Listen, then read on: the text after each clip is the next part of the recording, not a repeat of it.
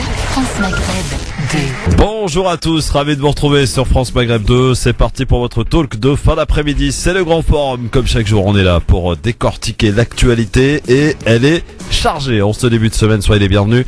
Jusque 18h30 tout à l'heure. Entre 18h et 18h30 tout à l'heure, nous passerons en revue les principaux événements qui se sont déroulés un 5 décembre. L'ami Amar sera là tout à l'heure. De sport, nous parlerons et de télé aussi tout à l'heure. Puis tiens, j'ai choisi une petite chanson en guise de coup de cœur tout à l'heure dans la dernière partie.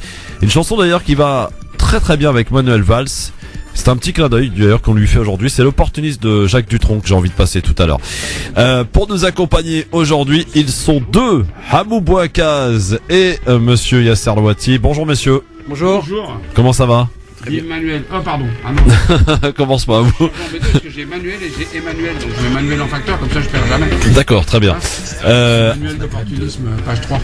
Alors jusque 18h, donc messieurs, pour parler d'actualité. Yasser, on va parler de quoi dans ton avis tranché tout à l'heure? Alors, le départ de François Hollande, ce qui nous attend par la suite, et bien sûr le courage toujours inaltérable d'un certain Manuel Valls. Ah, magnifique. Hamou, Alors moi dans mon avis tranché. pourquoi ton micro marche pas là, c'est chelou? Je sais pas, est-ce que j'ai pas de micro? Bah oui, parce qu'en fait, c'est le problème de la censure dont je suis victime sur France Maghreb 2. Parce que vous comprenez, moi je passe dans les médias mainstream, donc voilà, maintenant je peux plus accéder Oui, ça aux grands médias. Ce matin, il était sur iTélé. Hein. Et j'y suis encore lundi prochain à 9h. Voilà. Excusez-moi, si je fais ma pub, parce que personne va la faire sinon. Voilà. Oui, alors mon avis tranché, ce sera sur la marge qui éclaire la page. Très bien, ça sent le truc bien préparé ça. Ah ouais. Ça va être terrible. Le coup de cœur de Yasser Louati. C'est la revue Négus qui en est à son deuxième numéro, donc une revue qui traite de la négrophobie, du racisme d'État, des luttes postcoloniales et décoloniales, et qui bien entendu doit être soutenue. On a besoin d'avoir une presse spécialisée comme celle-là, qui donne une plateforme aux différents militants et qui aussi participe à ce qu'on appelle l'éducation populaire. Hamou, ton coup de cœur il sera physique. Oui, il sera physique. Je recevrai un élu de droite ou du centre, je ne sais plus très bien, de Sevran, qui se trouve revenir de Marrakech, où il a participé à la conférence climat, et il travaille dans l'interreligieux et il essaye de faire progresser le vivre ensemble. Bon, eh bien très bien. À découvrir donc un bon programme. Et puis à 17h, Tarek Mami était en Tunisie la semaine dernière pour le forum économique en Tunisie. Ouais. Et nous recevrons tout à l'heure un certain Sofiane Benarfat qui est journaliste rencontré donc à Tunis tout à l'heure, l'invité donc à 17h. Dans l'actualité, c'est l'Europe rassurée par l'Autriche mais troublée par l'Italie. Matteo Renzi va quitter la tête du gouvernement italien après son échec patent au référendum d'hier.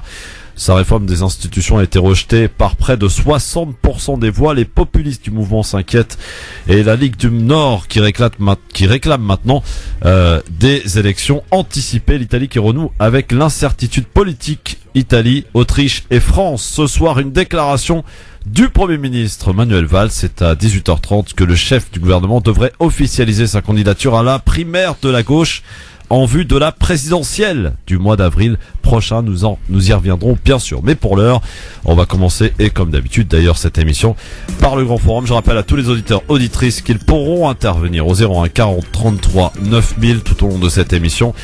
Et j'en profite aussi pour remercier tous les auditeurs et auditrices de France Maghreb 2 qui ont été d'une extrême générosité à l'occasion du Radio Tour organisé avec le Secours Islamique tout au long de ce week-end pour soutenir différents projets concernant l'enfance palestinienne. Ainsi, on en est à plus de 26 000 € récoltés en 3 jours. Magnifique, très bien, et bravo. Tout de suite le zapping. Le zapping, les meilleurs moments qu'il ne fallait pas rater à la télé, à la radio, sur Internet, avec cette polémique autour de la déclaration de Ségolène Royal à Cuba. En effet, elle a rendu hommage à Fidel Castro. C'est un monument de l'histoire, d'abord, Fidel Castro. C'est une présence qui marque un témoignage à son égard, à l'égard de l'histoire et des valeurs qu'il a représentées, et en particulier la résistance à l'occupation extérieure.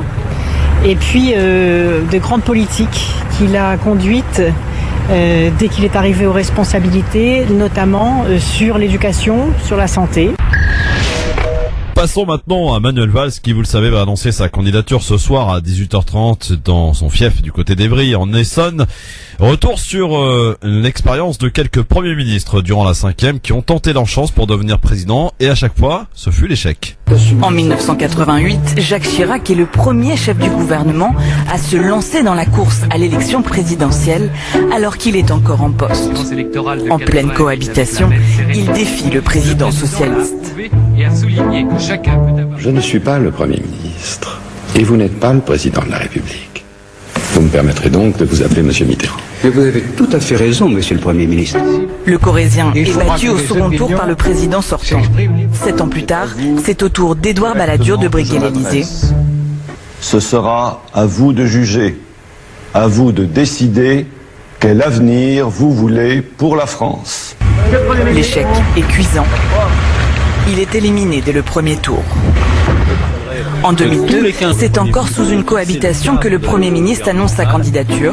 Mais cette fois-ci, le président est à droite et le chef du gouvernement socialiste. L'enthousiasme, la concentration. Et pour terminer ce zapping, une multitude de réactions après l'annonce de François Hollande qui décide donc de ne pas briguer un nouveau mandat pour cette échéance présidentielle. Quelques réactions, dont celle qui nous intéresse particulièrement et avec beaucoup de lucidité, celle de l'ancien Premier ministre Dominique de Villepin. C'est à la fois de la part du président de la République, François Hollande, le courage de regarder la réalité en face. C'est vrai que la politique qui a été menée tout au long des 4 dernières années ne lui permet pas aujourd'hui de briguer de façon sérieuse à nouveau le suffrage des Français. Insuffisance de résultats, discrédit à bien des égards dans la population. Donc le réalisme commandait cette décision. Mais le réalisme, c'est pas toujours la voie choisie par les politiques. Et François Hollande aurait pu être tenté, comme la plupart de ses prédécesseurs, comme même tous ses prédécesseurs, de briguer à nouveau le suffrage. C'est une responsabilité, évidemment, pour la gauche, qui doit aujourd'hui se choisir un candidat, le meilleur possible, mais aussi retrouver son unité, ce qui est loin d'être le cas. Jamais la gauche française n'a été aussi divisée. Et divisée en ce qui concerne les hommes, mais divisée aussi en ce qui concerne un projet. L'échec de la politique économique. Sur Cuba, je vois très bien à quel point Castro a travaillé dans un contexte très très contraint, mais il n'en demeure pas moins que le système qui a été mis en place, c'est un système qui s'est éloigné de plus en plus de la démocratie, qui a été quand même avec un gros culte de la personnalité, et la situation à Cuba est quand même très difficile. Bon, donc il faut faire la part des choses, il faut espérer d'ailleurs, comme l'avait dit Fidel, que l'histoire va l'absoudre, mais enfin de là à dire qu'il n'y a pas de prisonniers politiques, faut tout de même pas exagérer. Yasser ? Sauf si on veut devenir vice-présidente de l'ONU, chargée du PNUD, auquel cas on peut dire n'importe quoi parce qu'on a besoin de voix. Suivez mon regard. Je rejoins les déclarations sur Ségolène Royal, c'est que, enfin, pour moi, c'est vraiment la personne qui me sidère le plus dans le système, c'est qu'une personne, je me souviens pas qu'elle ait gagné une élection, qu'elle ait, c'est vraiment une personne qui passe d'une agence à l'autre, d'un ministère à un autre, d'un secrétariat à un autre. Elle est toujours là sur le devant de la scène. Elle multiplie les déclarations qui montrent l'incompétence totale et sa déconnexion avec la vie réelle. Et pourtant, elle est toujours là. Et ce qui est plus inquiétant, c'est qu'elle a quand même gardé un rôle d'influence sur François Hollande pendant, malgré leur séparation, ou plutôt, ce qu'on appelait une séparation, et que jusqu'à maintenant, on veut la faire revenir. Là, on parle carrément de la possibilité de la réémergence de Ségolène Royal pour prendre le flambeau. Non, c'est pas sérieux ça. Non, je veux dire, non, mais il y a certes qu'elle a gagné des élections. Hein. Elle a quand même été élue en Poitou-Charentes. Hein. Alors à sa décharge, il paraît que c'est une région où il y a plein de chèvres. Mais bon. Voilà, ça commence bien en tout cas. Dans un instant, à retrouver les amis tranchés. On va parler évidemment de ce dont tout le monde parle dans la presse nationale depuis ce matin, c'est Valls qui va y aller. Ça on le savait, finalement on n'apprend pas grand chose, mais il va y aller. Mais je veux aussi vous parler certainement que vous l'avez vu d'ailleurs, d'un journaliste d'Europe 1 qui raconte ce que Valls dit et pense de Hollande. C'est fracassant, tout de suite. Alors en même temps, qui dit que Valls dit et pense, c'est quand même déjà un progrès. Hein. Tout de suite. Merci d'être avec nous sur France Maghreb 2, c'est le grand forum évidemment jusque 18h30 avec vous et en direct à Hamou Bouakaz qui est avec nous sur France Maghreb 2. On va retrouver d'ailleurs son avis tranché dans un instant. Et puis Yasser Louati bien sûr qui est là aussi pour nous accompagner et commenter lui aussi son avis tranché, notamment sur le bilan de François Hollande après donc l'annonce la semaine dernière qu'il ne briguerait pas donc un nouveau mandat. Sachez, messieurs dames, et je vous rappelle la petite info pratique pour tous ceux qui nous écoutent, notamment à Paris et en petite région par exemple, petite couronne en fait, puisque la fameuse circulation alternée eh bien sera effective dès demain donc dans Paris et sa région pour les voitures immatriculés avec le numéro pair seront autorisés à circuler. Donc pour ceux qui sont impairs comme toi Mou, restez à la maison, en tout cas ne sortez pas avec votre voiture. Circulation alternée qu'avait demandé Anne Hidalgo et qu'elle a fini par obtenir puisque la préfecture de police l'a annoncé cet après-midi. Voilà, ça c'est pour la petite info. Aussi pour ceux et celles qui souhaitent aussi utiliser Twitter, parce que pour faire comme Donald Trump et beaucoup d'autres hommes politiques, et nous et vous et nous d'ailleurs, et ça tweet de ouf, absolument. Eh bien vous pouvez bien tweeter avec le hashtag LGF. Et ça arrive ici bien sûr et on vous lira, n'hésitez pas. Alors tiens, je vous souhaitais pour commencer, avant de retrouver l'avis tranché donc de Hamou Bouakaz, pour commencer dans un instant, vous lire un petit mail que je viens de recevoir. Salam alaikum Christophe et tous vos invités. À propos de la future déclaration de Valls ce soir, je n'arrive pas à comprendre qu'il puisse même faire du suspense sur sa décision. Cet homme qui a divisé la France et a largué tous les sans-dents, comme les appelle son acolyte, veut nous faire croire aujourd'hui qu'il peut présenter un programme complètement à gauche. Quelle personne quelque peu sensée peut le croire aujourd'hui? Pitié, mais tout sauf pas tout, mais pas ça. Je voudrais également féliciter France Maghreb 2. Qui, puisque le CSA a enfin décidé de nous accorder des fréquences, notamment en RNT. Je vous rappelle effectivement que France Maghreb 2 a été autorisé pour Lille, Dunkerque, Lyon et Mulhouse. Voilà, pour en tout cas en diffusion RNT. C'est tombé vendredi. Sur cette déclaration de Valls, qu'en attendez-vous, Monsieur Bouakaz? Bon, en fait, simplement une clarification sur le fait que Manuel Valls va être candidat aux primaires. Alors j'ai une copine qui est censée, qui me dit, mais est-ce qu'il pourrait faire un article 49.3 pour se présenter tout seul? Mais effectivement, ça me paraît peu probable. Non, mais il va faire ça d'Evry. Et en fait, on va assister à quelque chose de tout à fait intéressant. C'est que pendant quelque temps, Manuel Valls va se radicaliser, parce que pour essayer d'unifier son camp, il va être obligé de donner des gages à sa gauche. Il a déjà commencé d'ailleurs, hein. Ouais. À Évry, il avait fait un discours en disant que les musulmans faisaient partie de la nation.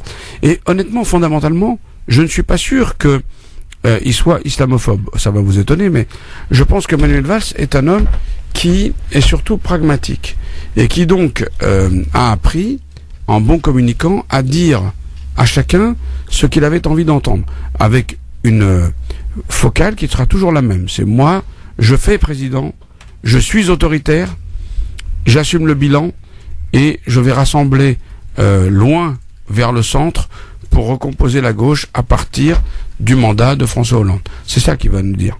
Il va nous faire un mélange de Tony Blair et de Clémenceau. Valls, pas islamophobe, Yasser, t'es d'accord avec ça? À ton avis? Je te demande, je te pose la question, j'ai l'impression que non. Non, en fait, c'est que il est.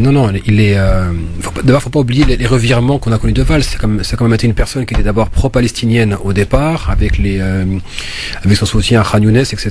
Puis après, il y a eu oui, il avait même planté des arbres, je crois, à Évry lorsqu'il était maire. Exactement, mais faut pas oublier que Valls. Avant de planter la France, il a planté des arbres. Oh, c'est pas gentil à mais faut pas oublier que Valls s'est fait connaître, où il a d'abord émergé sur la scène nationale, non pas par son soutien de l'époque aux Palestiniens, mais lorsqu'il avait fait fermer le Franprix parce qu'il ne vendait pas du porc et de l'alcool. C'est ça qu'il a propulsé sur la scène nationale et c'est grâce à cette plateforme-là qu'il a pu se faire connaître.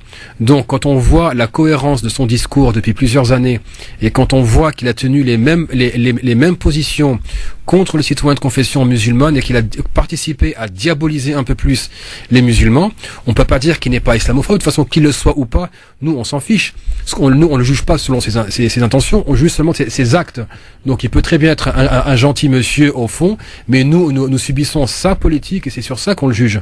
Donc maintenant, la continuité a été telle que Manuel Valls a été parmi les pires premiers ministres en termes d'expression islamophobe et de politique plutôt et de normalisation du racisme d'État.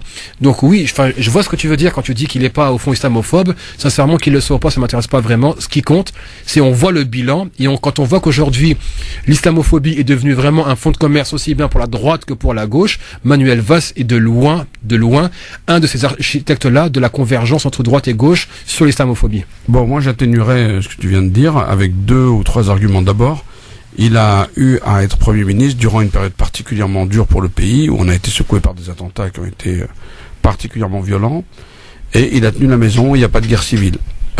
Deuxièmement, c'est le premier qui a déclaré de manière claire, tout à fait verbalement non ambiguë, qu'il y avait un apartheid social dans les quartiers. Ça, c'est quelque chose de tout à fait... c'est un acte qu'il a posé. Troisièmement, il y a une dizaine d'années, il a écrit un livre chez DDB, dont je ne me souviens plus du titre ici, je le retrouverai, où il parle de laïcité et où il préconise des amodiations de la loi de 1905 permettant de financer sur des deniers publics les lieux de culte, et en particulier les lieux de culte musulmans.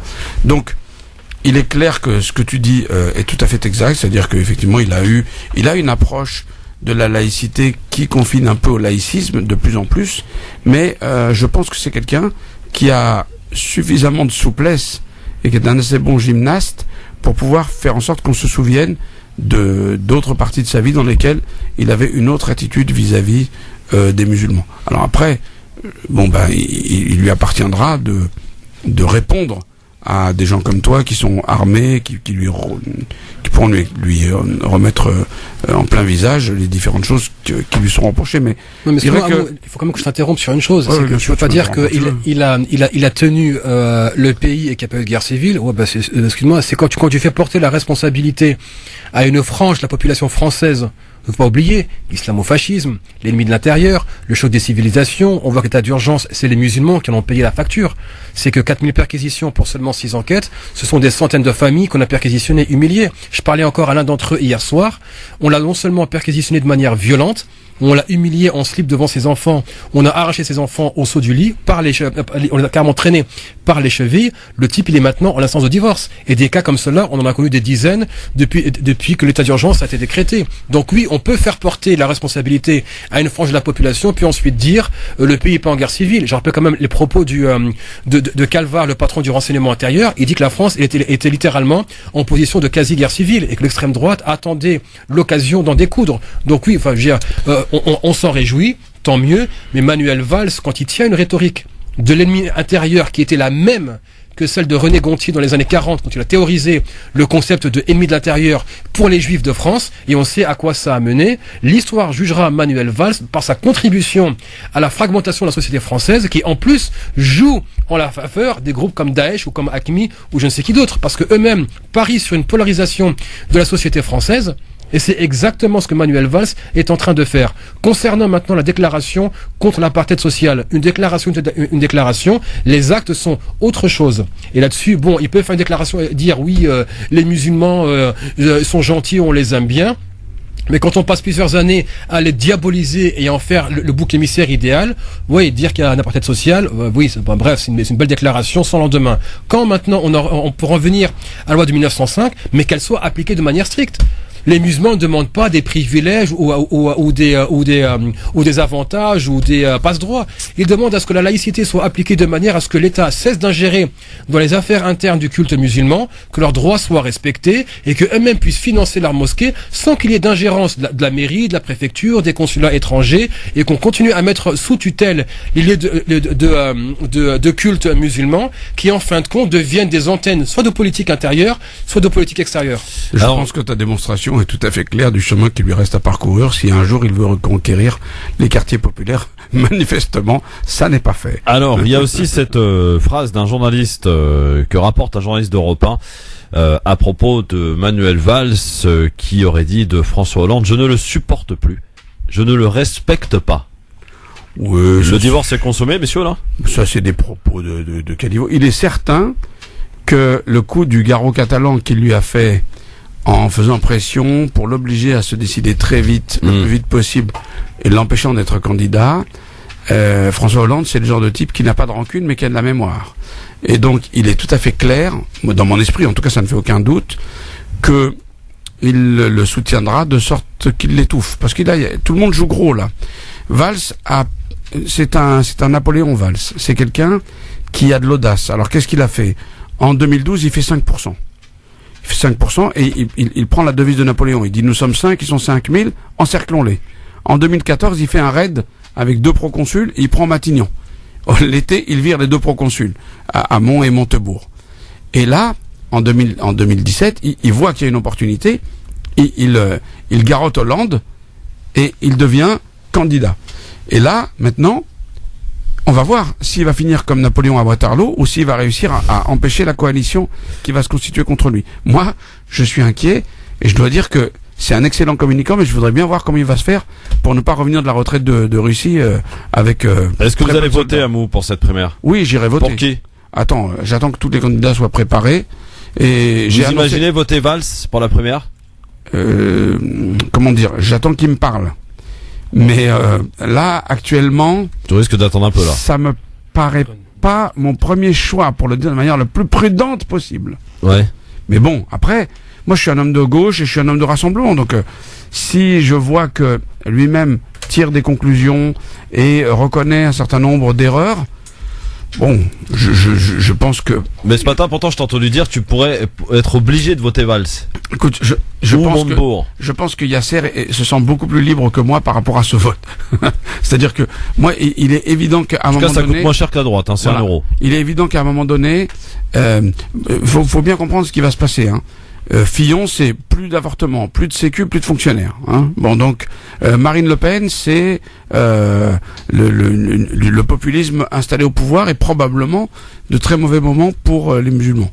Valls, je pense que Yasser lui a fait son complet pour l'hiver. Donc voilà, moi, le seul sur lequel je pense qu'il peut être influencé par la gauche, c'est Valls. Voilà. Après, j'espère que j'aurai du choix. Allez, on y va, c'est parti pour les avis tranchés, messieurs. 5,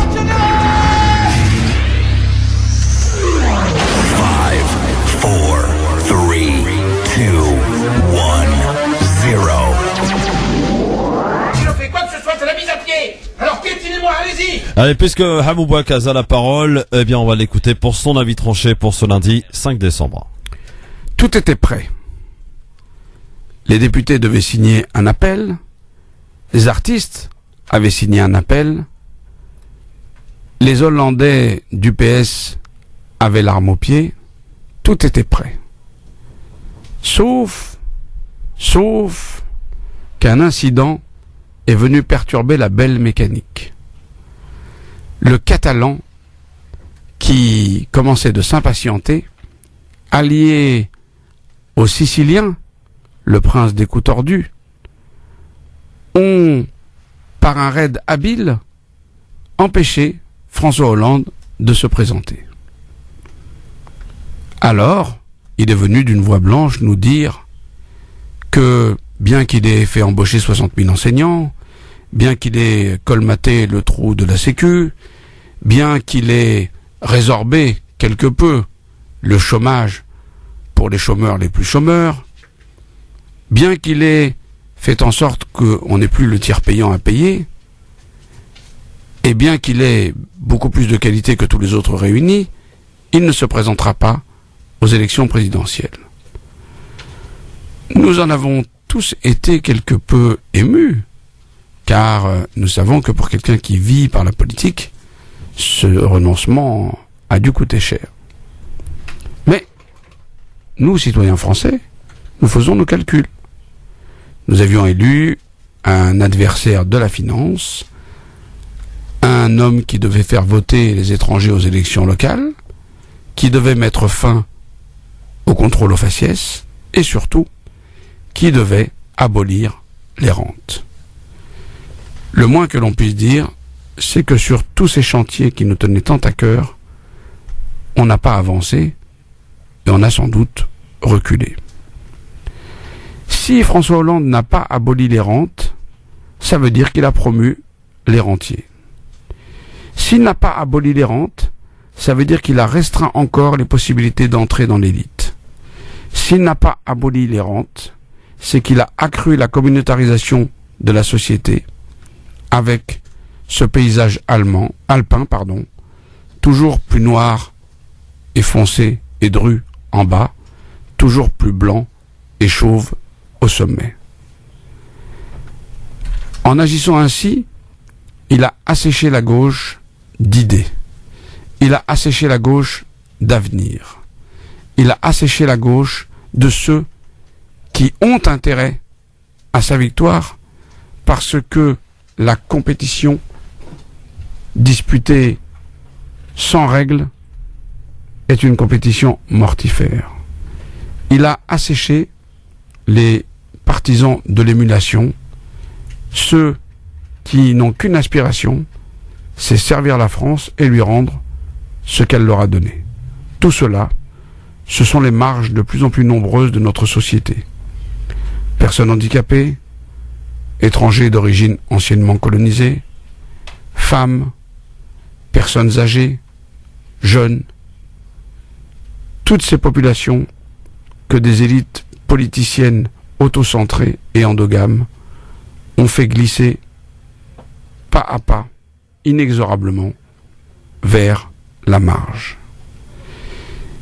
Si la gauche veut un jour revenir au pouvoir, si elle ne veut pas mourir coincée entre le populisme et l'ultralibéralisme, il lui faudra retrouver le chemin de ses marges, il lui faudra réintégrer ces marges dans son discours et dans son projet pour la France, car il en est de la France comme des livres, c'est toujours la marge qui éclaire la page.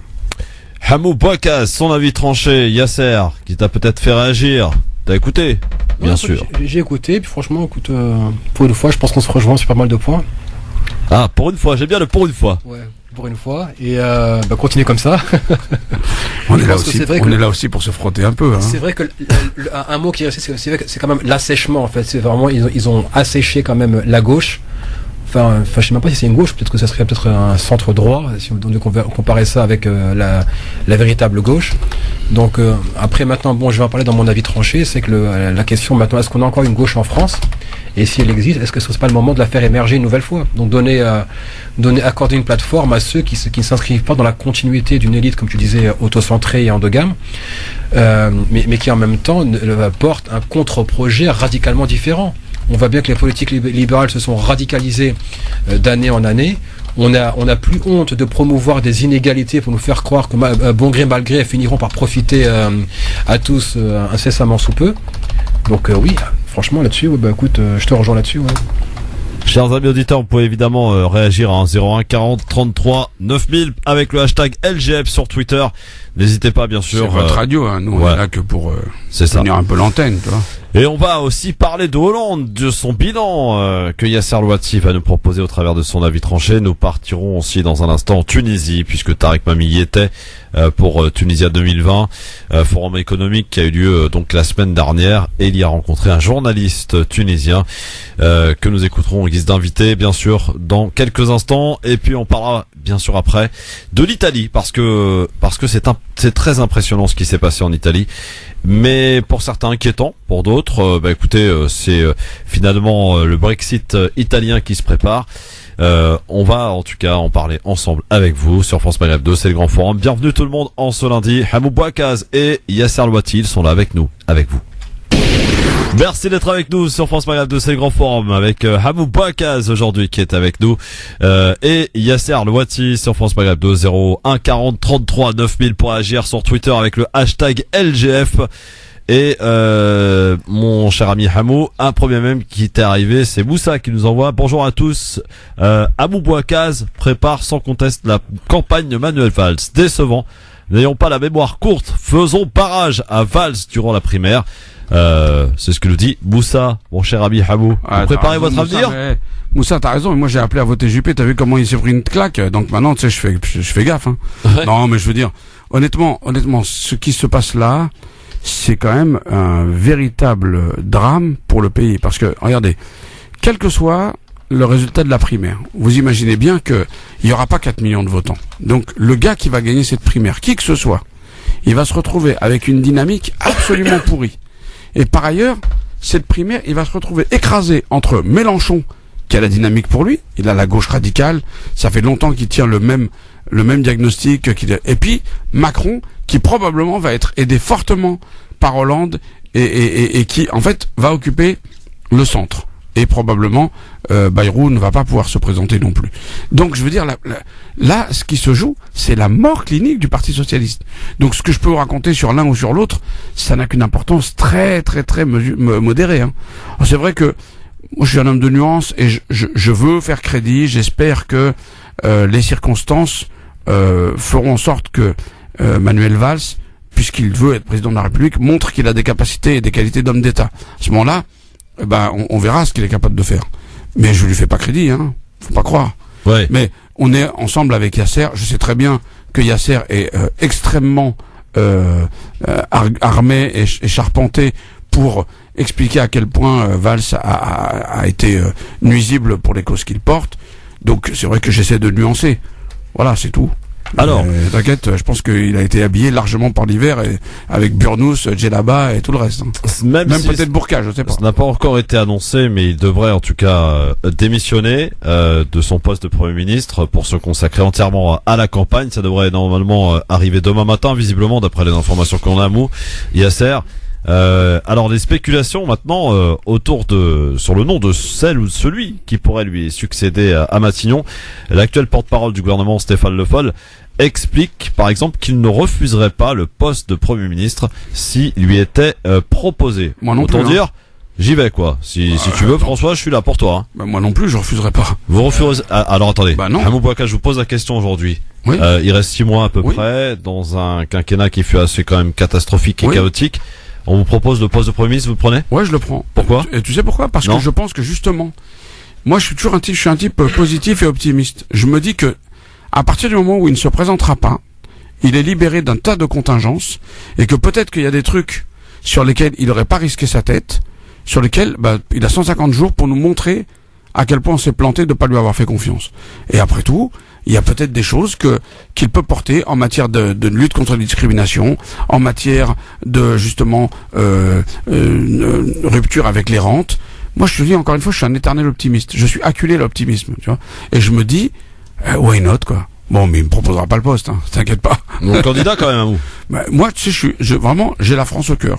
Donc partout où on me demandera de servir, je le ferai, sauf avec des gens avec lesquels vraiment je n'ai pas de possibilité de m'entendre. J'irai jamais avec le Front National, j'irai jamais avec la droite de la droite, ça c'est clair. Tu pourrais prendre Yasser Louati dans ton gouvernement? C'est un type intelligent et c'est en plus un type fiable. Et je pense que ce serait intéressant d'avoir enfin un gouvernement dans lequel il y a des vraies nuances, des vrais débats. Et je pense que on est plus intelligent à plusieurs que tout seul. Mais fais gaffe, parce que moi, tu mets 6 mois à Matignon, je chambarde de tout en disant fichu pour fichu, autant tout mettre par terre. C'est vraiment, il y aura des vraies réformes radicales. Et pourquoi pas? Exactement. Pourquoi pas dans l'état où c'est, je veux te dire. Sauf que t'as pas la majorité, enfin, t'as quand même une majorité qui est quand même sérieusement, Ouais, mais justement. 49-3, on s'en est bien servi. Voilà, exactement. Tu peux aussi, tu vois, te placer dans une situation où tu te dis, il y a quelques trucs qu'on peut déverrouiller dans ce pays et qui empêchent les gens de vivre. Il y a des trucs vachement simples à faire, hein. Tu sais, il y a quelques réformes qui seraient vraiment hyper simples à faire. Mais bon, il faut avoir un peu les coups des franges pour les faire. Alors, non, mais ce sera probablement Cazeneuve ou Le Foll. Moi, c'est ce que je ferais. Ouais, je pense Cazeneuve. Voilà. Ça sera un bon choix d'ailleurs, Cazeneuve. Ça a été un fidèle d'ailleurs parmi les fidèles de François Hollande, lui. C'était un ancien Fabusien. Ouais. C'est un ancien Fabusien. Écoute-moi, le peu que j'ai vu de lui, c'est quand même un homme qui est pondéré, qui a une certaine hauteur de vue, et qui, je crois, a le sens de l'État. Après, je peux pas en dire plus, je le connais pas suffisamment. Ouais. Est-ce que il aime beaucoup la chanson française, ça nous fait un point commun. Bon. Est-ce que c'est de l'opportunisme, ça, mon cher ami Yasser? De récupérer un poste, Premier ministre, par exemple, sachant qu'il reste que 6 mois, sachant que ça y est, c'est plié, quoi. Oui, bon, ça sera toujours une ligne supplémentaire sur le CV, des avantages qu'on peut cumuler en quittant le poste. C'est toujours aussi l'occasion d'être aux commandes, ne serait-ce que pour 6 mois. Le pouvoir, voilà, et voilà, est aguicheur, quoi. Donc, mais bon, ça veut dire n'importe quelle personne qui le prendrait et qui fait rien montre bien que c'est juste la situation de prestige ou plein d'être aux commandes du pays qui est vraiment intéressante pour eux. Une personne qui veut vraiment, on peut toujours rêver, mais c'est vrai qu'en 6 mois, on peut défaire tout ce que François Hollande a fait pendant 5 ans. C'est faisable, mais personne ne le fera. Ouais. Non, mais bon, faut quand même regarder, il faut quand même que le pays soit dirigé. On est quand même encore dans une situation où le terrorisme peut frapper. Moi, je préférerais qu'il y ait un gouvernement qui soit identifié, avec des gens qui ont un cap, des gens qui sont rassurants. Quand même, la société française, Yasser l'a vraiment très bien dit, a été extrêmement blessée ces dernières années. Il y a des plaies. Et moi, j'aimerais bien un Premier ministre mercurochrome qui un petit peu rassure, réunifie, et peut-être un type qui dise, la France, c'est un héritage, c'est des traditions, mais c'est aussi un projet. Quelqu'un qui a de la hauteur de vue et qui essaie ce que Hollande n'a pas fait d'ailleurs, ce qui l'a tué. C'est-à-dire Hollande n'a jamais su nous parler. Il n'a jamais su nous dire ce que c'était la France de 2030. Et voilà, j'aimerais un Premier ministre, moi, qui nous dise, voilà où je voudrais emmener la France. Alors, en un mot, messieurs, avant de passer à l'invité, avant de passer ensuite à l'avis tranché de notre ami Yasser Louati, quand on y regarde bien, et si je t'écoute bien, Hamou Bouakaz, tout à l'heure tu nous disais, on va peut-être même finir par regretter Hollande quelque part. Est-ce que, si on regarde bien le bilan, est-ce qu'il est si catastrophique qu'on veut bien nous le faire croire, ou nous dire, ou alors est-ce qu'il y a vraiment un problème de personnalité, de personne, ou j'allais dire un problème physique avec François Hollande, plus que avec quand même des bonnes choses qui se seraient produites durant son mandat. Vraiment en toute lucidité, objectivité. Tu connais mon avis, Christophe. Moi, je t'ai toujours dit que un homme politique honnête, quand il a le bateau France à diriger, il doit dire aux Français que le degré de giration du bateau, c'est pas plus de 5 degrés. Donc, si tu mesures à cette aune-là, le bilan de François Hollande n'est pas négligeable. C'est-à-dire, il a fait le mariage pour tous, il a fait, on peut être pour, on peut être contre, mais c'était dans ses promesses. Il a remis sur rail, même si c'est pas suffisant, l'éducation nationale. Il a vraiment résorbé de manière massive le déficit de la Sécu. Il a remis les comptes publics un petit peu en état. Il a, j'ai parlé tout à l'heure du tiers payant. Bon, il y a un certain nombre de choses qu'il a faites. Je pense que l'histoire sera plus indulgente que le présent. Mais pourquoi est-ce que le présent n'est pas indulgent? Parce que pour faire sa campagne, il a dû se radicaliser et faire des promesses qu'il savait ne pas pouvoir tenir. Donc il a suscité des espoirs et il n'a pas su expliquer aux Français pourquoi il ne tenait pas ses promesses. Et puis par ailleurs, il y a un certain nombre de choses sociétales sur lesquelles il n'est pas monté au front. Moi, je lui en voudrais toujours d'être monté au front sur la déchéance de la nationalité, d'être allé au casse-pipe jusqu'à s'apercevoir qu'il pourrait pas le faire, et de regretter ça. Oui, mais je m'en fous qu'il ait de ses regrets. Moi, je l'ai pas payé je l'ai pas élu pour qu'il regrette. Et par contre, de ne pas être monté au front sur le vote des étrangers. Ça, je lui en veux vraiment. Yasser, est-ce qu'il y a quand même un peu de bon dans le bilan de François Hollande? Difficile, je veux dire, c'est. Ou alors tu répondras dans ton avis tranché, non? Non, d'abord, je vais répondre parce que je veux dire, faut savoir aussi, c'est jamais tout noir et tout blanc. C'est que ça peut toujours être pire. Le problème, c'est qu'on a affaire à un homme qui a géré la France comme il a géré le Parti Socialiste. Donc, le Parti Socialiste, pendant 10 ans, c'était la pagaille. Il n'y avait aucune orientation claire. On sait comment on s'est dirigé vers les primaires de 2012.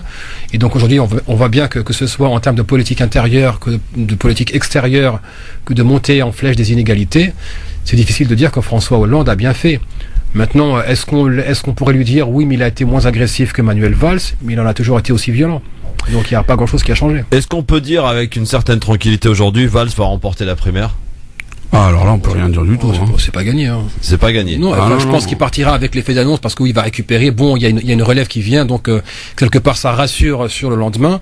Mais bon, je pense que Montebourg va pas se laisser faire, que c'est qui encore qui sont sur les. Non, monsieur, il peut gagner Valls parce qu'il y a 8 candidats, si tu veux. Si Hamon, Montebourg, Linnemann se maintiennent, il est absolument évident que Valls va gagner parce que l'aile entre guillemets droite du parti, elle n'a qu'un seul candidat. L'autre candidat qui incarne cette posture-là, il a choisi d'y aller sans les primaires. Donc voilà, je pense qu'effectivement, s'il n'y a pas un candidat du groupe que je qualifierais de frondeur ou de motion B ou je sais pas quoi, des gens qui sont pour une politique alternative, s'il n'y a pas un candidat unique, si Filoche, tout ça se retire pas, effectivement, Valls, il a un boulevard. Affaire à suivre en tout cas, messieurs. C'est parti pour l'heure de l'invité. Avant de passer donc à l'avis tranché de Yasser Louati dans un instant, et puis on va parler des conséquences du vote d'hier en Italie. France Maghreb 2, l'invité de la rédaction. Nous sommes donc à Tunis, au Palais des Congrès, pour ce symposium, ce colloque, ce congrès. Chacun l'appellera comme il le voudra, puisqu'il s'agit d'une réunion internationale sur l'économie et l'investissement. Le titre est attirant, puisque c'est Tunisie 2020. Et d'ailleurs, nous recevons Sofiane Ben Farhat avec une première question à laquelle je ne sais pas s'il va pouvoir répondre. Tout est fait en anglais aujourd'hui, ici. Malheureusement, oui, bon, vous me direz que c'est étrange, alors que la Tunisie vient de recevoir l'insigne honneur d'abriter le congrès de la francophonie 2020, justement, dans l'honneur à Tunis. Et je sais que pour certaines personnes, le français n'est plus en odeur de sainteté, mais nous sommes un pays arabe maghrébin, arabe, musulman, berbère, mais aussi le français est une langue après l'arabe, c'est la langue officieuse, disons, la langue officielle c'est l'arabe, et le berbère bien sûr qui est parlé dans beaucoup de régions du Maghreb et de Tunisie, mais le français aussi, comme disait Katib Yassine et Bourguiba, c'est un butin de guerre, et nous on sait écrire en français, on sait parler en français, et c'est tout à notre honneur parce que nous avons le sens du brassage. Voilà. Alors on était surpris de trouver toute la documentation en anglais, on s'y est adapté et on regarde, donc, mais ça c'était sur la forme, on va revenir sur le fond. Aujourd'hui la Tunisie est dans une situation économique, peut-être un peu sécuritaire aussi, très très difficile. Donc pourquoi ce congrès et quelles sont les perspectives, en tout cas telles qu'elles sont ressenties par la rue tunisienne et non pas dans les discours politiques? Oui, premièrement, la Tunisie est dans une situation économique désastreuse.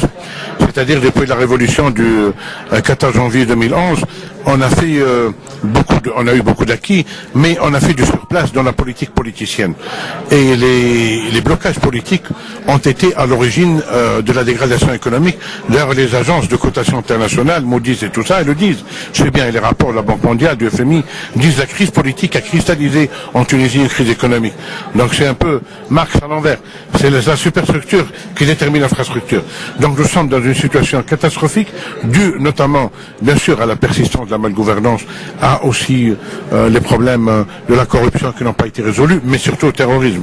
Il faut savoir qu'après l'attentat du Bardo, l'année 2015 a été une année désastreuse pour l'économie tunisienne.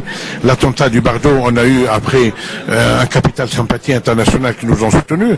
C'était en mars 2015, mais en juin 2015 intervient l'attentat de Sousse, où le terroriste était en train de tirer sur les gens en toute impunité pendant 35 minutes, et là, patatras, donc tête à queue, toute la sympathie, on a commencé à la perdre, les touristes, on a commencé à les perdre, on a perdu à peu près l'équivalent de 16 à 17 milliards de dinars, c'est-à-dire 5 à 6 milliards d'euros, sachant que le PIB, le budget de l'État était à l'époque de 30 milliards de dinars, plus que la moitié du PIB, du produit intérieur brut.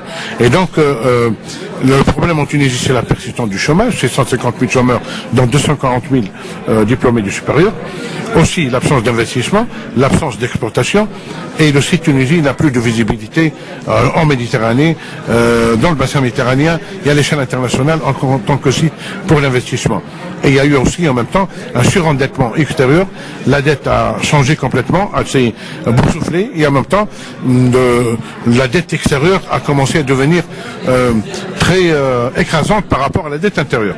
Donc nous sommes réellement nous avons des signaux de marasme. Or, il y a un nouveau gouvernement qui dit je table cette année sur 2,5% de taux de croissance, sachant que l'année dernière on a eu 0,8% de taux de croissance, et qui en même temps, depuis quelques années, on travaille sur justement ce congrès international de l'investissement et de l'économie en Tunisie.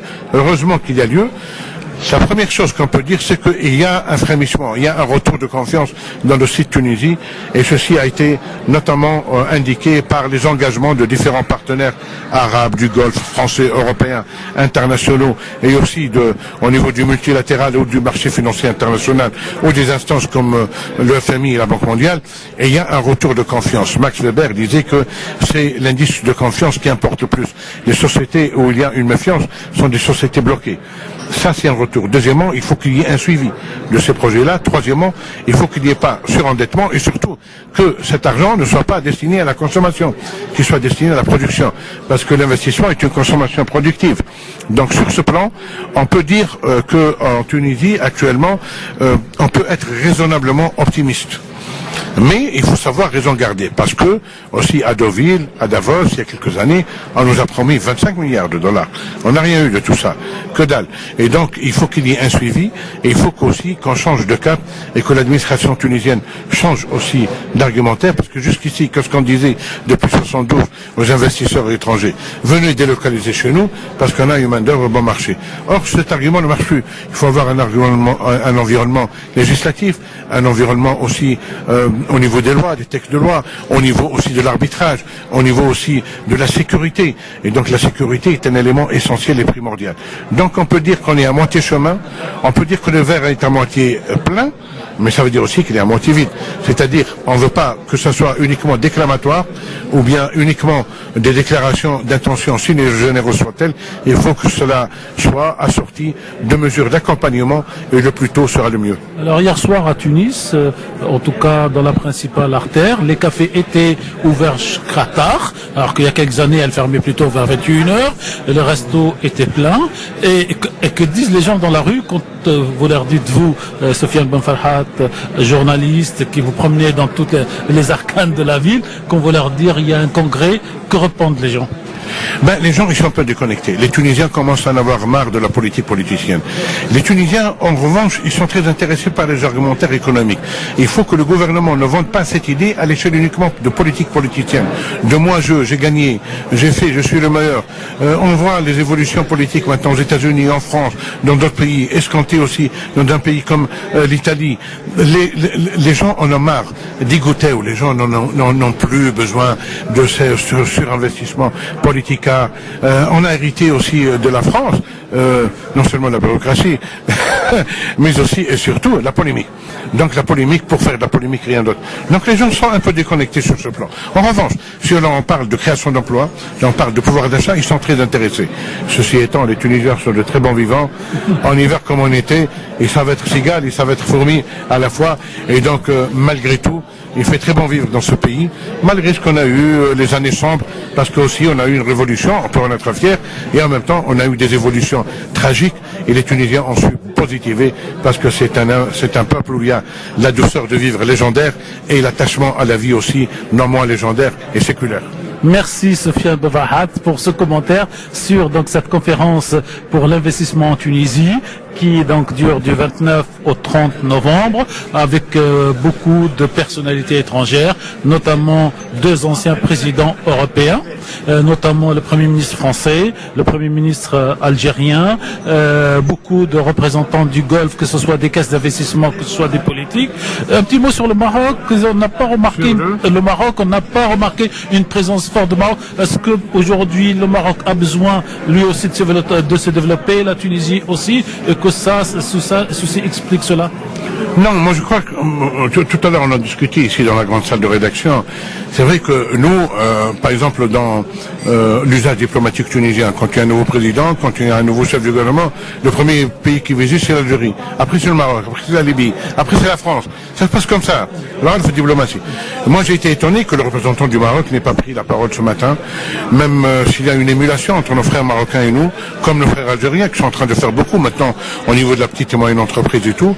Donc réellement, je crois que c'est une gaffe. Réellement, on aurait dû voir le représentant du Maroc, d'autant plus qu'il y a leur ministre des Affaires étrangères qui est là, à la tribune, ce matin, au même titre que nos frères algériens, ou comme Manuel Valls, le chef du gouvernement français.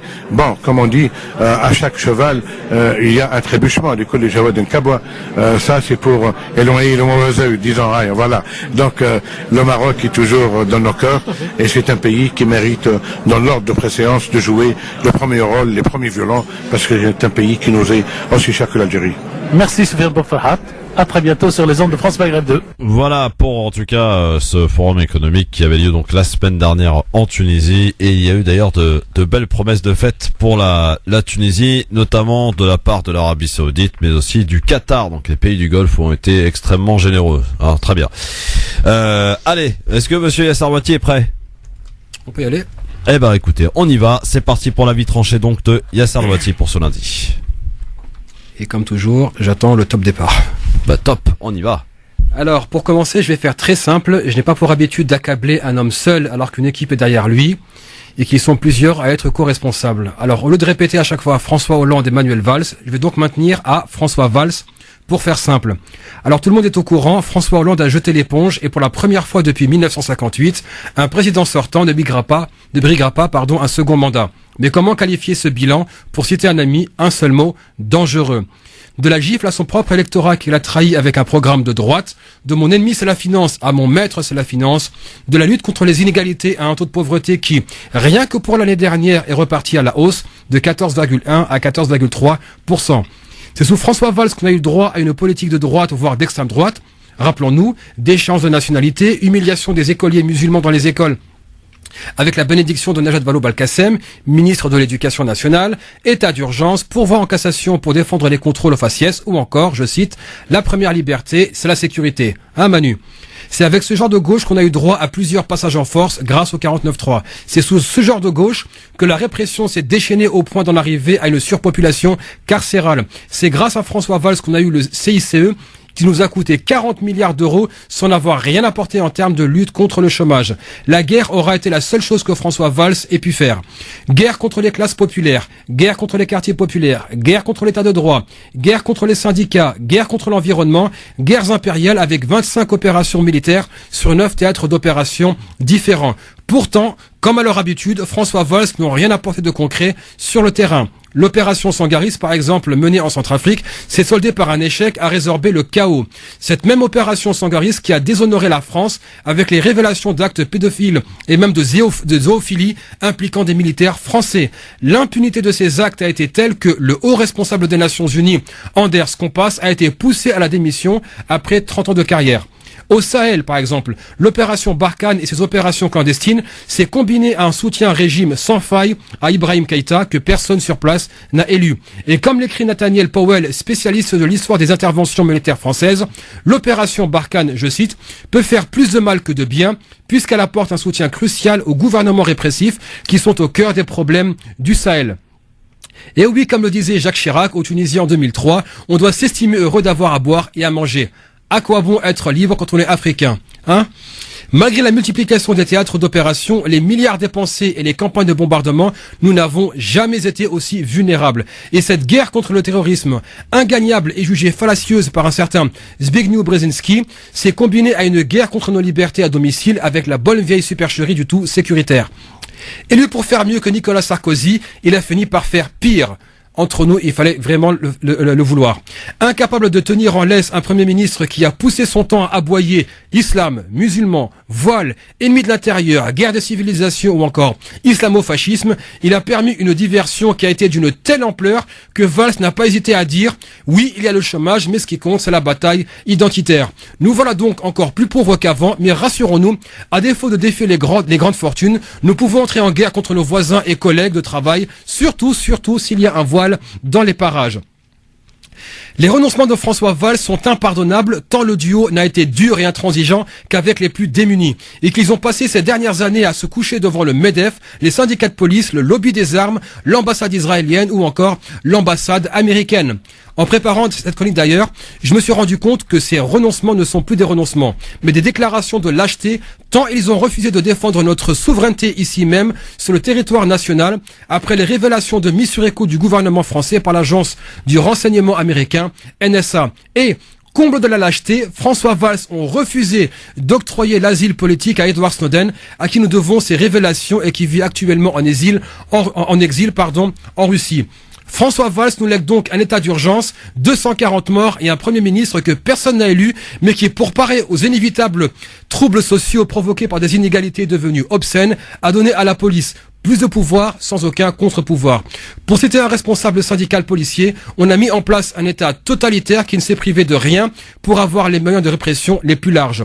C'est sous une présidence, je cite, normale, que pour justifier la sortie de l'État de droit, on a monté en épingle l'existence d'un ennemi intérieur, à savoir les citoyens de confession musulmane. C'est sous une présidence dite normale que les femmes voilées ont été comparées à, je cite, les nègres américains qui étaient en faveur de l'esclavage. C'est sous une présidence normale que des centaines de familles ont été perquisitionnées et terrorisées par l'état d'urgence sans que personne ne soit tenu pour responsable. Quant à Manuel Valls, monsieur je remue le menton sans arrêt, qui commence à fanvaronner pour se poser en sauveur de la gauche, tentera coûte que coûte de faire croire qu'il n'est pas co-responsable de ce bilan catastrophique, n'est en rien innocent, et un homme aussi violent devrait être mis à l'écart comme il l'avait été lors de la primaire en 2012. Il vient d'ailleurs de déclarer à Europe 1 qu'il ne supportait plus François Hollande et n'avait plus aucun respect pour lui.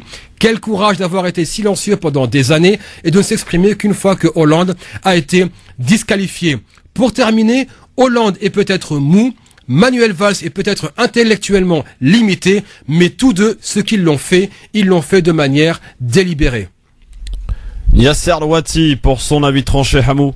Première réaction. Non, encore une fois, c'est sans nuance. Donc, je pourrais effectivement à la marge expliquer à Yasser que les plus riches ont été appauvris de 1%, et alors que les plus pauvres ont été enrichis de 4%. Mais honnêtement, ce sont des études, et c'est à l'échelle de chaque individu, ça ne représente pas grand-chose. Je pense que le CICE, dans le contexte international, bien sûr, il n'aurait pas dû être fait comme ça. On a donné beaucoup trop d'argent à des entreprises qui n'en avaient pas besoin. On aurait dû le limiter aux entreprises qui investissent. Mais le CICE n'était pas en soi une mauvaise chose.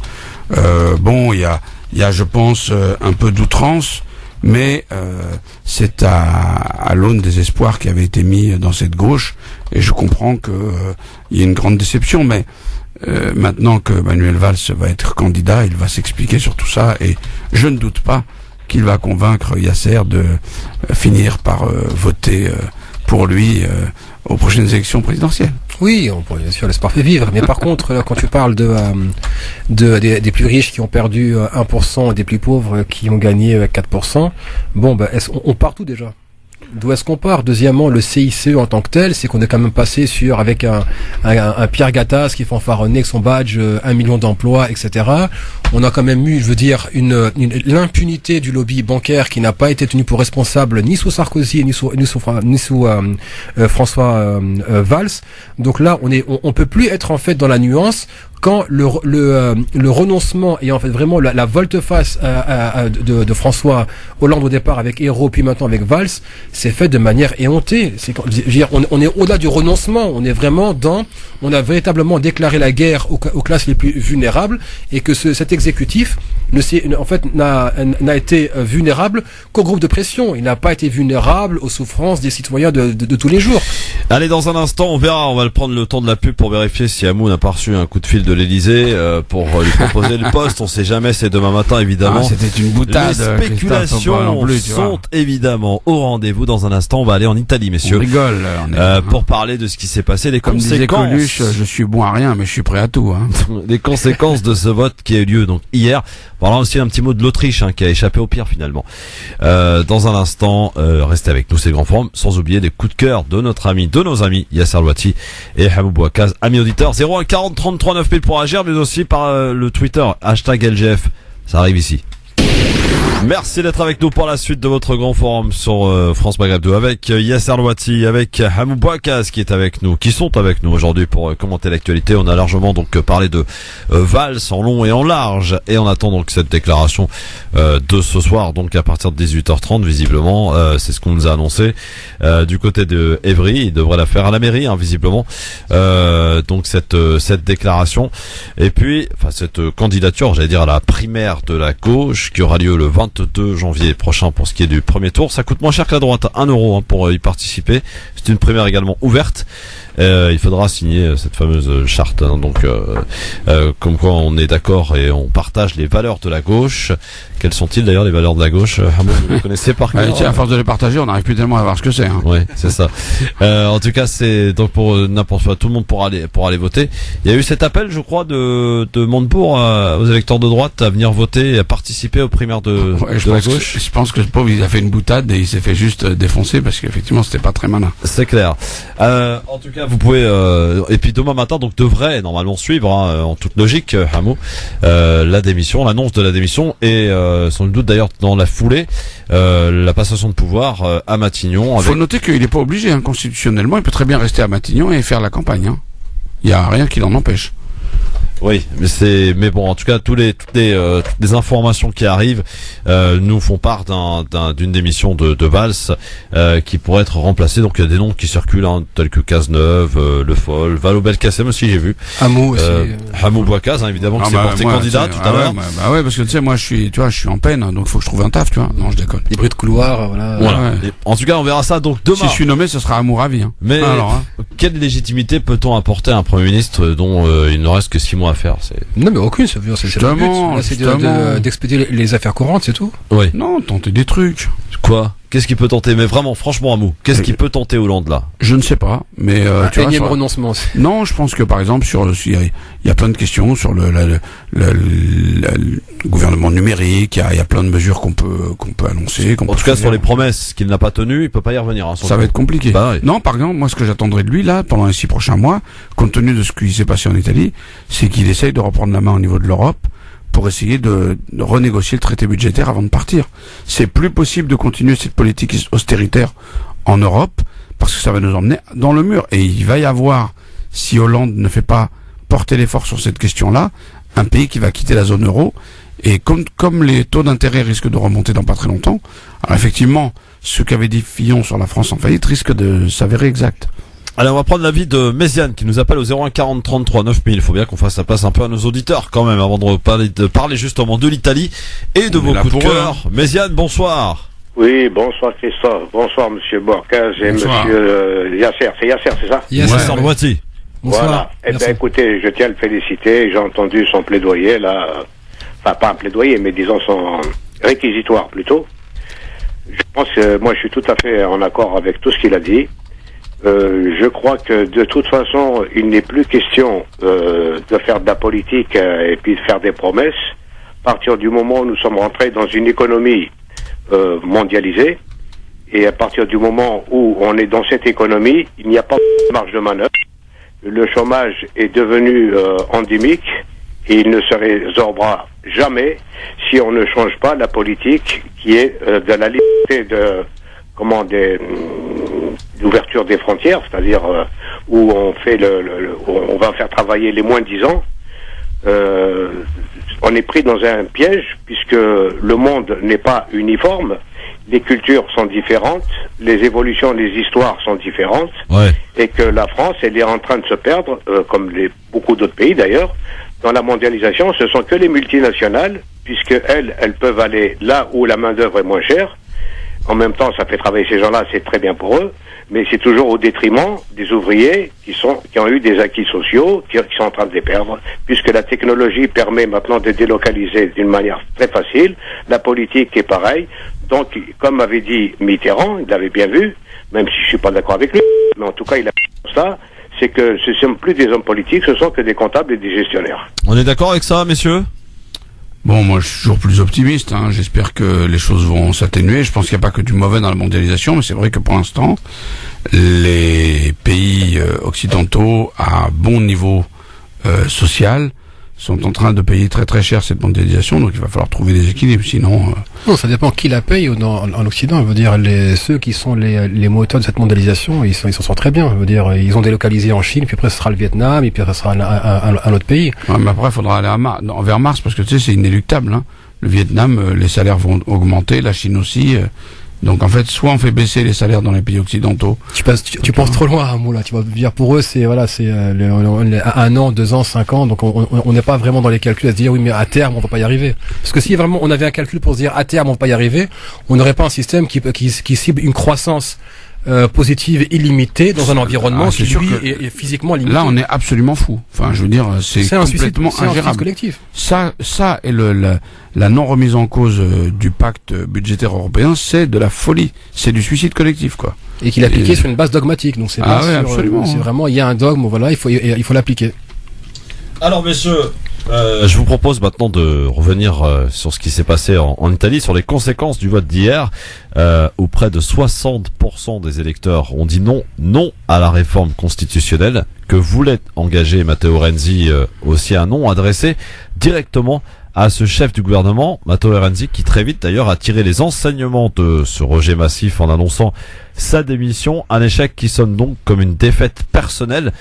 il a épuisé ses forces, ses soutiens, diviser son parti et son pays. Son projet de constitution trop complexe a suscité l'opposition de presque tous les partis politiques, mais aussi d'éminents constitutionnalistes. Enfin, il a eu tort de lier son avenir politique à cette réforme, peut-être puisque il disait qu'il allait bousculer la classe politique et réformer l'Italie. Il a tenu parole, mais la brutalité avec laquelle il a gouverné a fini par affoler les Italiens.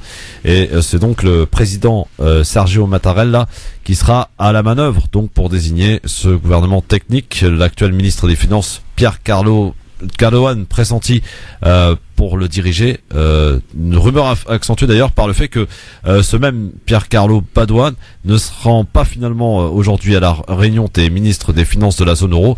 Incertitude donc qui accueille assez partagé aussi après cette annonce. Donc le commissaire européen Pierre Moscovici rassure et il insiste sur la solidité, la stabilité de l'Italie, alors qu'à l'inverse, eh bien, le ministre allemand des Affaires étrangères déclare que cette victoire du non au référendum italien est une source d'inquiétude. Le même Frank-Walter Steinmeier qui se réjouit là des résultats de la présidentielle en Autriche. Mais avant de parler de l'Autriche, est-ce que vous partagez l'avis de Pierre Moscovici ou alors du ministre allemand? Alors moi je suis clairement sur la position du ministre allemand. De toute façon, les avis de Pierre Moscovici, il faut s'en méfier comme de la peste.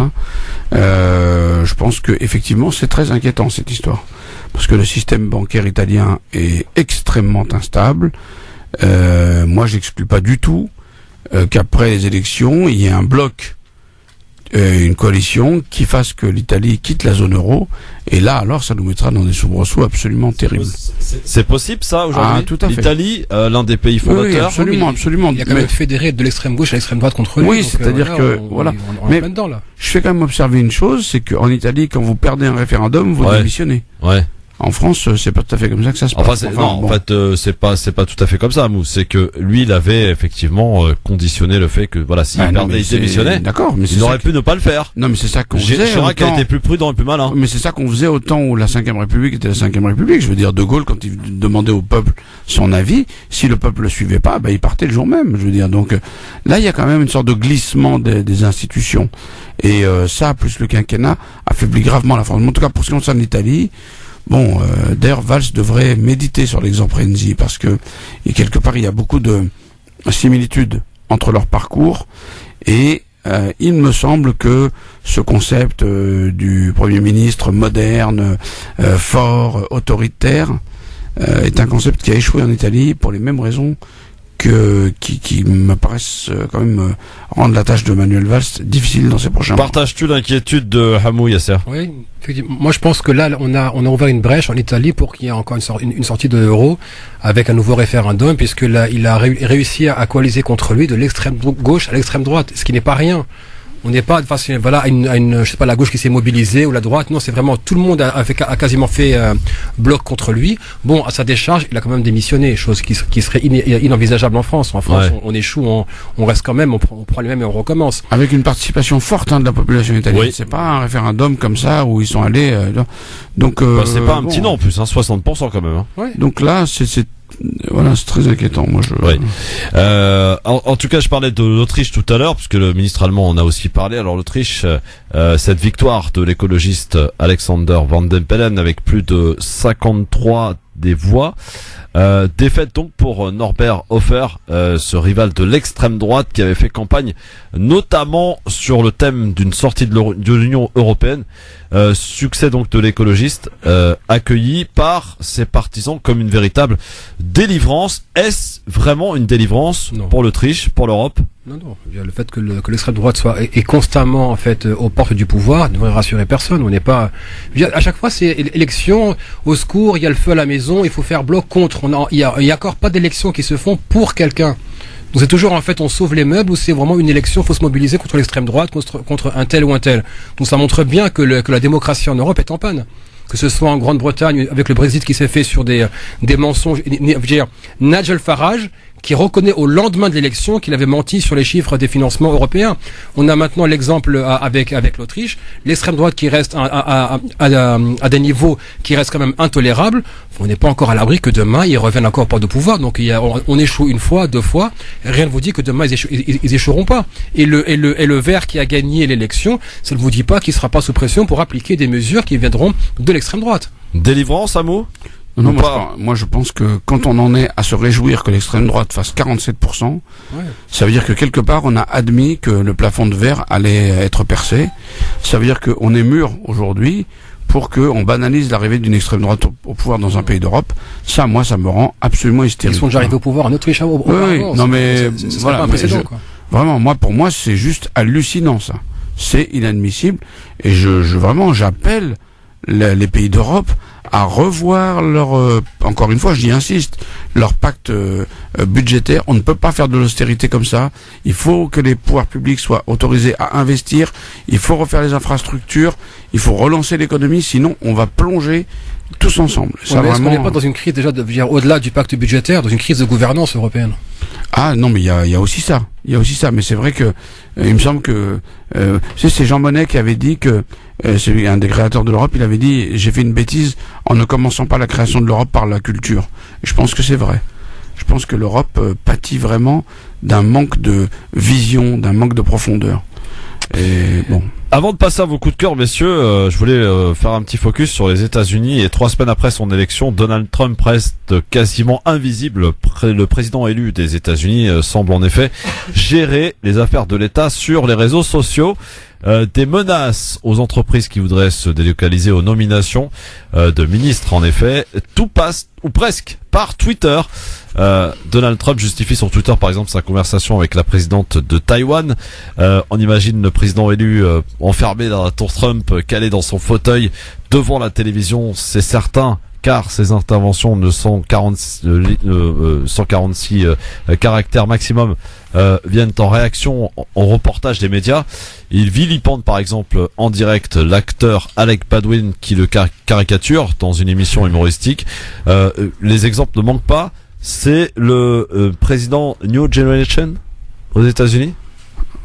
Honnêtement, moi je comprends rien, quoi. Je pense que c'est du Sourigan et bon, j'attends de voir. Il n'a pas encore le pouvoir. Donc il peut encore peut-être là encore s'amender, mais je pense qu'on se prépare des années vraiment compliquées avec un type comme ça au pouvoir. De toute façon, il faut commencer par les déclarations qu'il a faites. Donc, bon, d'abord, il faut commencer par une chose, c'est que il a déclaré la guerre, soi-disant, au système. Donc, il a ramené dans son équipe des anciens de Goldman Sachs, il a ramené des anciens des banques qui ont été sauvées par le gouvernement Obama. Donc, ensuite, il a vraiment recyclé l'oligarchie en place. Donc, pour les travailleurs américains qui pensaient s'enrichir et être protégés par Trump, c'est déjà mal barré. Deuxièmement, le général qu'il a nommé, c'est quand même quelqu'un qui disait pour l'Afghanistan, soyez gentils, soyez courtois, mais n'hésitez pas à tirer à vue sur les Afghans. Ouais. Donc c'est pas rien. Mais il faut quand même regarder le procédé de Trump. C'est que JFK, lui, a maîtrisé la télévision, c'était déjà une première. Obama, lui, a maîtrisé Internet, mais maintenant Trump, lui, maîtrise les réseaux sociaux. Voilà. Et donc lui, il est vraiment dans la continuité d'un business model qu'il a mis en place. Mais je pense qu'il continuera à gérer les États-Unis, même quand il sera en poste, via les réseaux sociaux. En tout cas, il vilipende énormément les journalistes. C'est une révolution qui passe mal d'ailleurs aux États-Unis, dans un pays où une enquête du Washington Post a fait tomber le président Nixon, on s'en souvient. Non, mais je veux dire, d'abord, c'est une contre-révolution qui a lieu avec Trump. Ça faut pas l'oublier. Et les médias, surtout les médias mainstream, ils ont que ce qu'ils méritent. D'abord, ils ont fait la plateforme, ils étaient la plateforme, de Trump. Et à la fin, au jour des élections, des résultats, ils disaient, nous aurions dû faire rapporter l'information au lieu d'avoir été des porte-parole pour Trump. Autre chose, c'est qu'il y a encore une réunion qui s'est tenue secrètement chez Trump. Ouais. Trump les a snobés. Et on a carrément les patrons les grands patrons de presse américains qui se sont plaints du manque de délicatesse de Trump.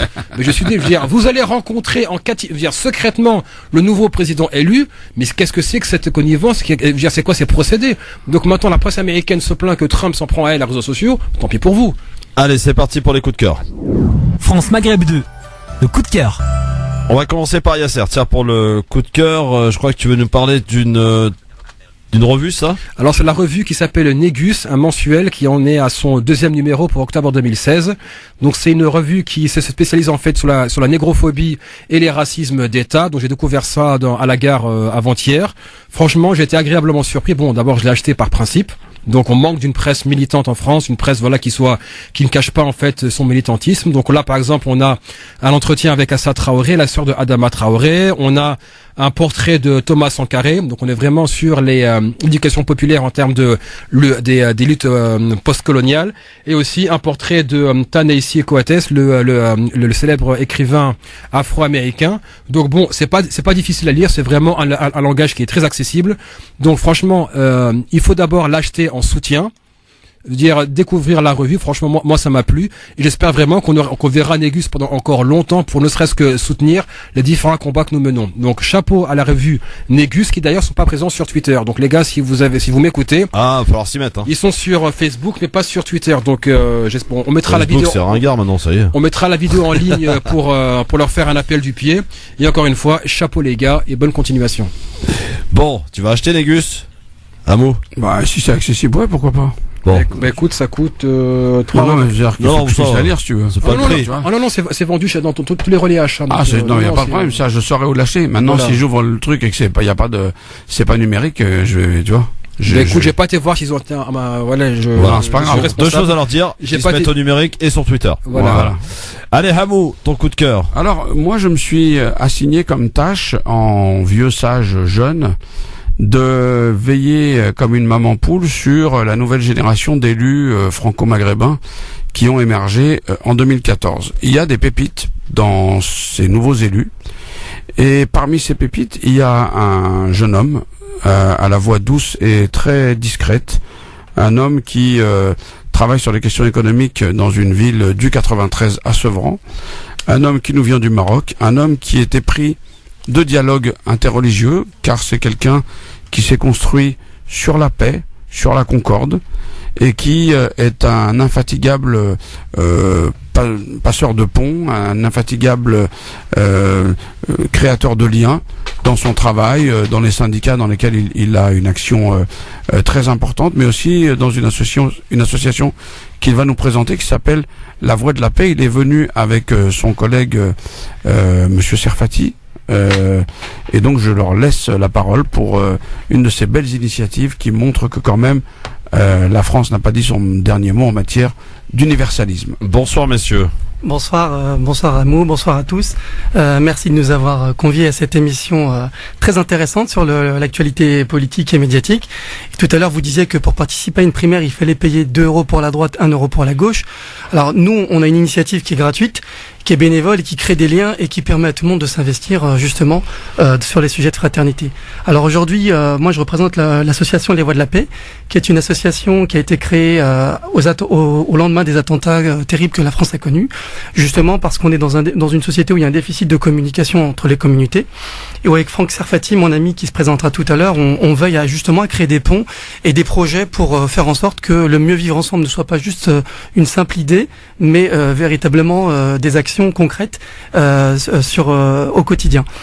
Comme action, par exemple, nous avons engagé un parcours de Paris à Marrakech en voiture électrique pour montrer justement qu'avant de reconstruire l'avenir de la planète à l'aube de la COP22, il faut avant tout reconstruire l'avenir entre les êtres humains, qui est une question absolument essentielle.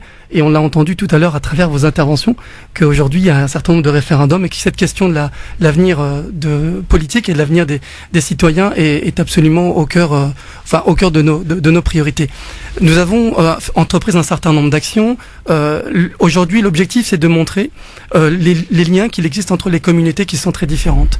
Nous avons la communauté juive que Franck représente, la communauté musulmane, la communauté chrétienne.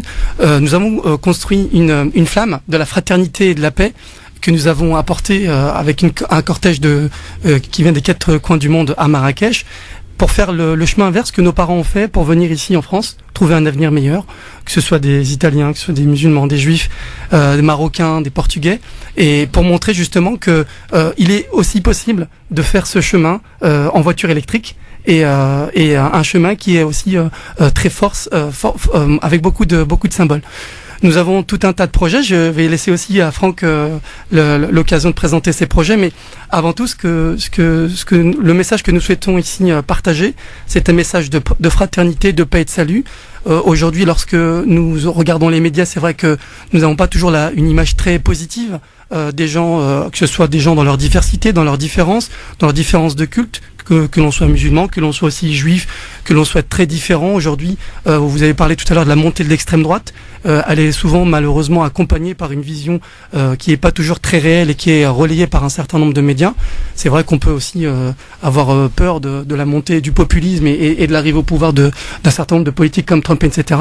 Et nous, justement, nos actions sont concrètes et sont là pour rassembler les liens entre les citoyens et montrer qu'au lendemain des attentats, les liens entre les citoyens musulmans et juifs sont plus qu'importants, ils sont plus que nécessaires pour reconstruire l'avenir de notre pays et pour aller au-delà des clivages qui sont souvent mis en avant par l'extrême droite et par les partis populistes.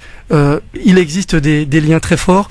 Les juifs et les musulmans sont des peuples sémites, et je laisse la parole à... Comment s'appelle l'association, on rappelle? Les Voix de la Paix. Les Voix de la Paix, c'est magnifique. Franck, bonsoir et bienvenue. Merci de votre accueil. Alors je crois qu'Ali a tout dit. Alors effectivement, c'est vrai qu'il a beaucoup dit. C'est un élu engagé. On s'est connu il y a très peu de temps.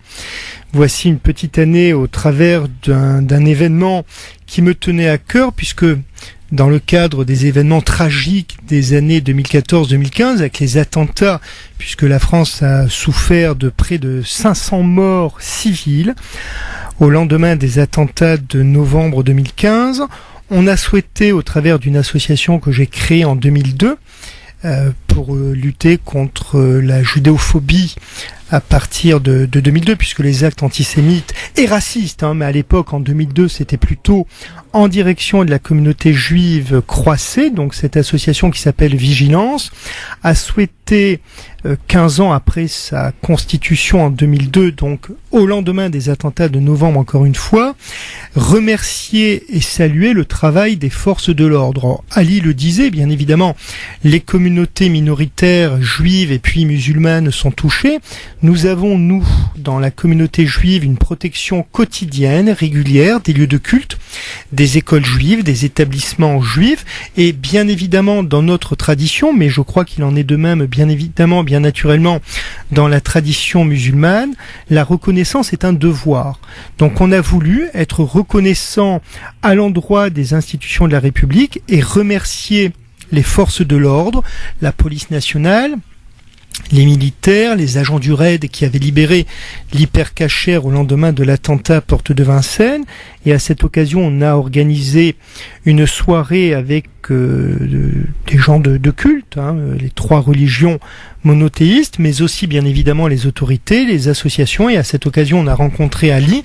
Et puis très rapidement, il m'a embarqué dans ce projet magnifique de la COP 21 en partant de Paris, COP 22 au Maroc, projet qu'il a rappelé. Et nous avons à partir de maintenant toute une série de projets, parce qu'il le disait avec brio, avec simplicité, bien évidemment la France ne pourra retrouver sa sérénité qu'à partir du moment où les communautés qui la composent, qui composent la nation française, seront capables de vivre ensemble, main dans la main, comme nous l'avons fait, parce que Ali le disait aussi. Il faut conclure, cher ami, parce que j'ai la pub. Alors très rapidement, les juifs et les musulmans vivent ensemble depuis maintenant 3000 ans, donc c'est pas nouveau. Bien sûr. On doit être capable de retrouver cette ambiance qui existait beaucoup ici au Maroc, en Tunisie et en Algérie. Est-ce que je peux ajouter un mot là-dessus? Vraiment 13 secondes.